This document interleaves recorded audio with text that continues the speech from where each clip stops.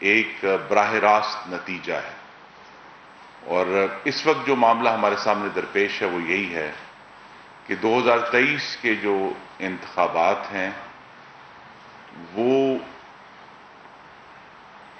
2018 کی طرح نہیں ہونے چاہیے۔ 2023 کے انتخابات انشاءاللہ ہماری پوری کوشش ہے کہ ہر طریقے سے صاف، شفاف اور غیر آئینی مداخلت سے پاک ہوں۔ ان میں سب سیاسی جماعتوں کو برابری کا موقع ملے اور ایک ایسا انتخاب ہو جس میں صحیح معنوں میں عوام کی رائے سے ہی مرکز میں اور چاروں صوبوں میں حکومتیں قائم ہوں۔ اور اس وقت جو ہمیں چیلنج ہے وہ یہی ہے کہ بیک وقت 4 صوبوں میں الیکشن کرانے کی جو قرارداد ہے وہ کل پہلے سینٹ آف پاکستان نے پاس کی ہے، اور اسی کل دوپہر ہی پارلیمان کے مشترکہ اجلاس میں بھی وہ قرارداد پاس ہوئی ہے۔ سینٹ میں اس قرارداد کا پاس ہونا ایک معنی رکھتا ہے، کیونکہ وہاں پہلی دفعہ یہ زاویہ کھل کر سامنے آیا کہ پاکستان کے چھوٹے صوبوں میں یہ تحفظات موجود ہیں کہ اگر عام انتخابات سے پہلے ملک کے 55% آبادی والے صوبے پنجاب میں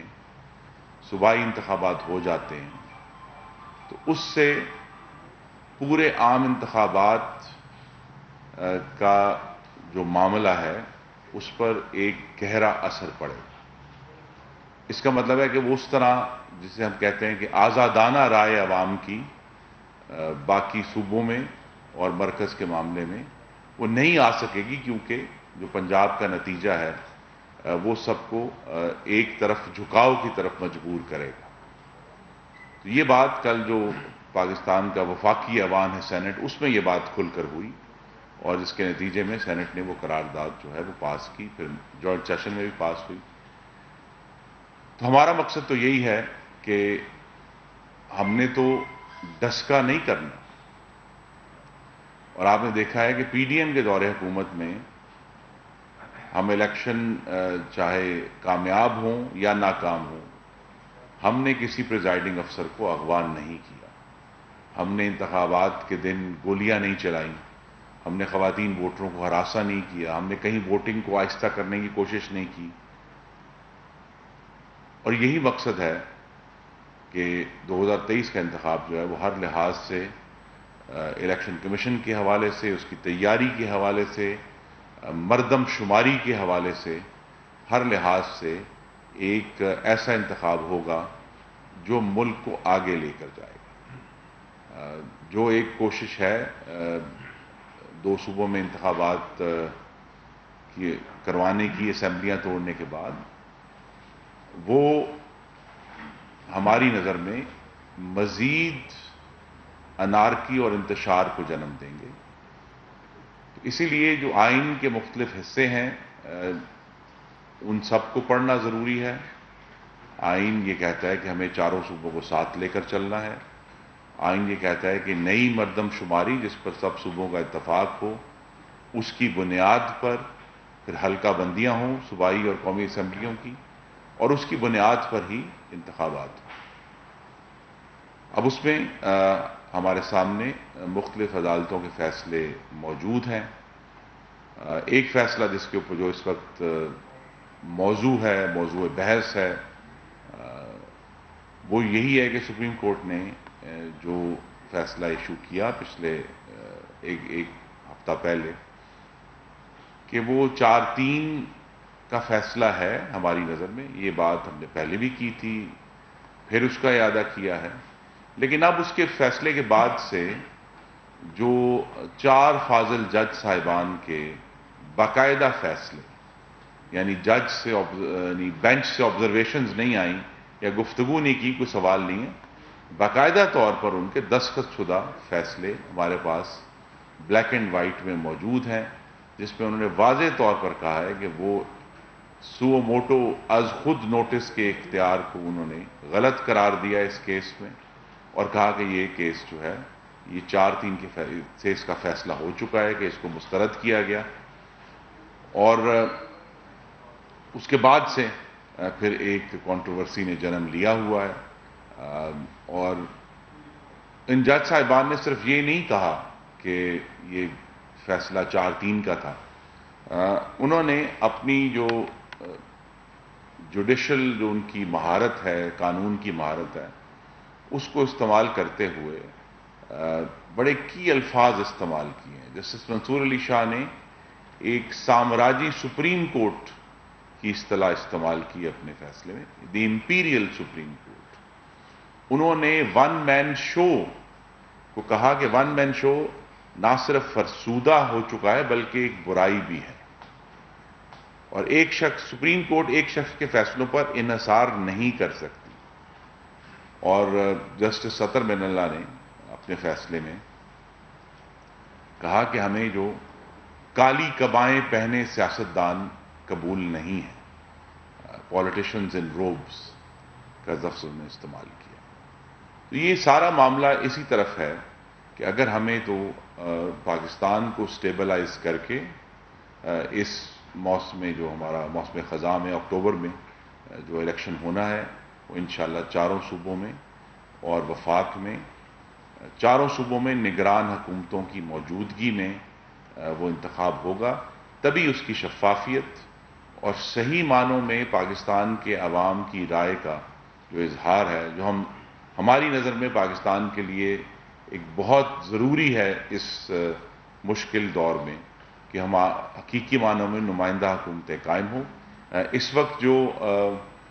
پی ڈی ایم کی جو مخلوط حکومت مرکز میں موجود ہے، 2018 کے انتخابات میں ان تمام جماعتوں کو کل ملا کر 2/3 سے زیادہ ووٹ ڈلے تھے، 68% ووٹ ڈالا تھا۔ تو آج ہم جو فیصلہ کر رہے ہیں، جو فیصلے کر رہے ہیں، یا پارلیمان جو فیصلے کر رہی ہے، ان کے پیچھے وہ عوام کے ووٹ کی 2/3 طاقت ہے، جس کی بنیاد پر ہم پارلیمان میں موجود ہیں اور آگے بڑھ رہے ہیں۔ بہت سارے معاملات ایسے ہیں جن کی پھر کہوں گا کہ بنیاد رکھی گئی اس دور میں 2017 میں شروع ہوا تھا، اور آج تک ہم اس کے مضمرات سے ڈیل کر رہے ہیں۔ تو ایک یہ بھی ہمارا جو استدعا ہے کہ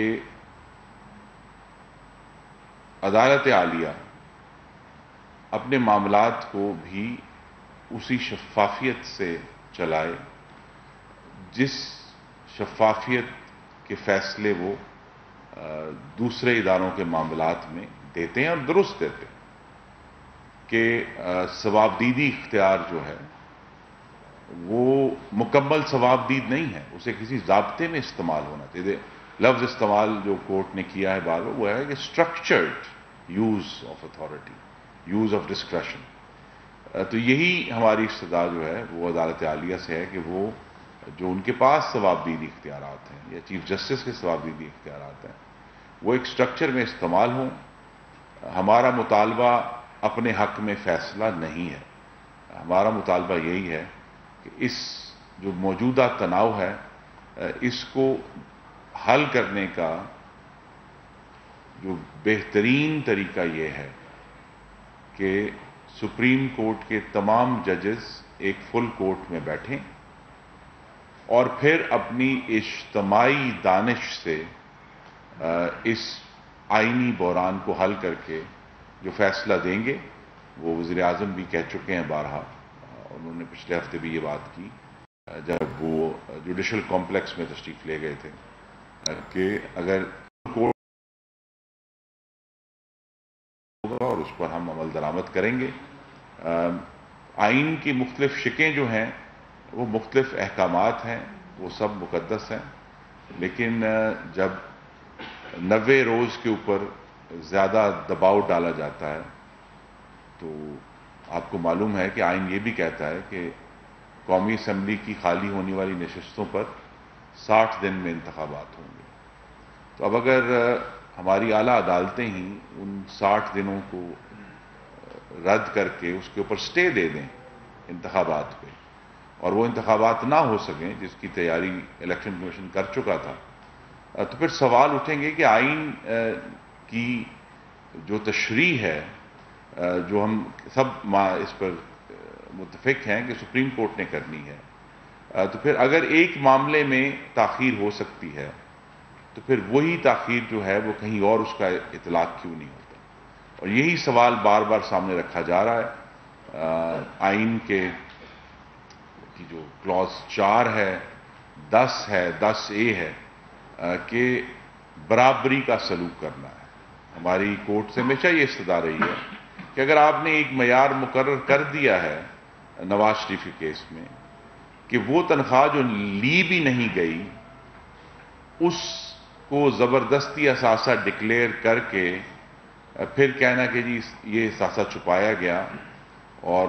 نواز شریف کو حیات نااہل کر دیا گیا، وہی اگر اتنا نازک معیار ہے وزرائے اعظم کے لیے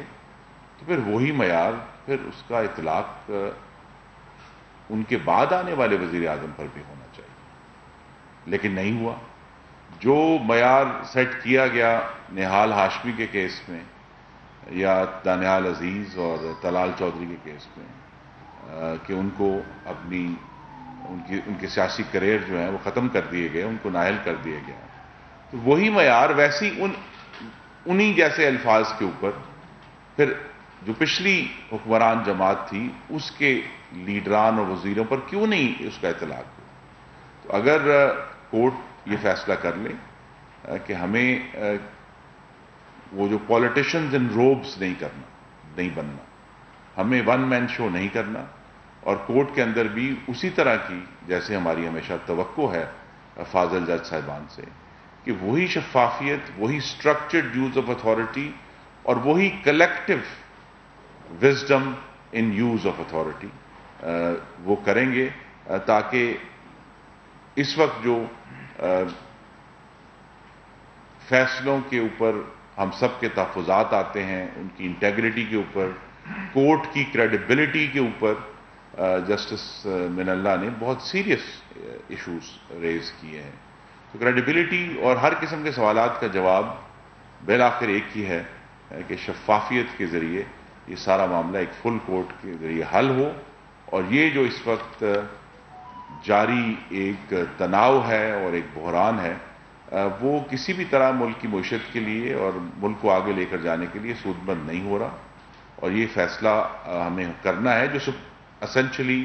الیکشن کمیشن آف پاکستان کا فیصلہ ہے، جس کو انہوں نے، آپ یہ دیکھیے کہ ایک ایسا تناؤ پیدا ہوا ہے کہ الیکشن کمیشن کو چیف جسٹس کے فیصلے کے بعد کل اسپیکر قومی اسمبلی اور سینٹ کے چیئرمین کو مدد کے لیے بلانا پڑا ہے کہ آپ ایسی قانون سازی کریں جس سے الیکشن کمیشن کا جو اختیار ہے، جو کہ الیکشنز ایکٹ 2017 میں ہم نے بڑی کوشش کی تھی کہ واضح ہو، اس اختیار کے اعادے کے لیے انہوں نے مقننہ سے رجوع کیا ہے، کیونکہ الیکشن کمیشن آف پاکستان ایک آئینی ادارہ ہے، وہ نہ ہی کوئی جوڈیشل ادارہ ہے، نہ ہی وہ ایڈمنسٹریٹو ادارہ ہے،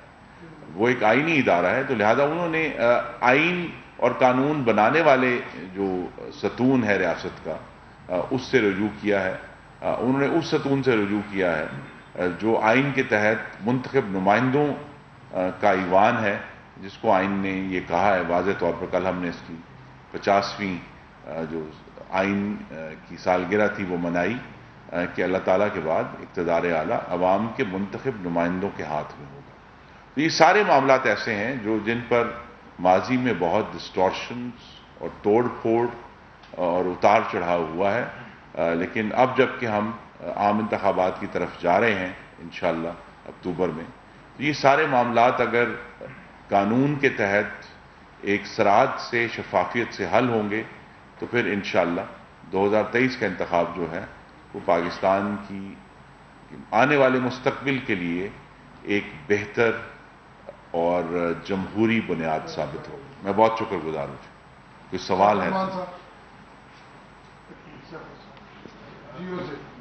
سوال میرا یہ ہے، یہ چیزیں تو ساری نو ڈاؤٹ آپ کے باقی منسٹر بھی فرماتے ہیں، صورتحال عام شہری جس سے ہم بات کرتے ہیں تو بہت زیادہ متنفر ہو چکا ہے تمام سیاستدانوں سے، وہ جس پارٹی سے بھی آپ کو انہوں نے الیکٹ کر کے بھیجا ہے، قانون سازی آپ نے کرنا ہے، کہ جتنے بھی مسائل پیش آ رہے ہیں وہ بہت تنگ ہیں، اکنامکلی ان کی حالت بہت خراب ہے، تو آپ لوگ آپ کی جتنی پارٹی ہیں یہ آپ لوگ بیٹھ کے سوچتے نہیں ہیں مطلب یہ کب تک اس طرح چلے گا؟ جی دیکھیے، جو اکنامیکلی اب صورتحال ہے، میں صرف اس کا ایک آپ کو نقطہ بتاؤں گا جس نے ہمارے ہاتھ باندھے ہوئے ہیں عوام کو ریلیف دینے، اور وہ ایک سٹیٹسٹک ہے صرف آپ کے سامنے رکھنا ہے کہ جب مسلم لیگ نون نے اپنی حکومت مکمل کی 31 مئی 2018 کو، اس وقت پاکستان کے ٹوٹل ڈیٹ اینڈ لائبلٹیز، آپ کو عمران خان صاحب بہت اس کا ڈنڈورا پیٹا کرتے تھے، وہ 30,000 ارب روپے تھے، لیکن 3.25 سال کے کم عرصے میں یہ جو نمبر ہے ٹوٹل ڈیٹ اینڈ لائبلٹی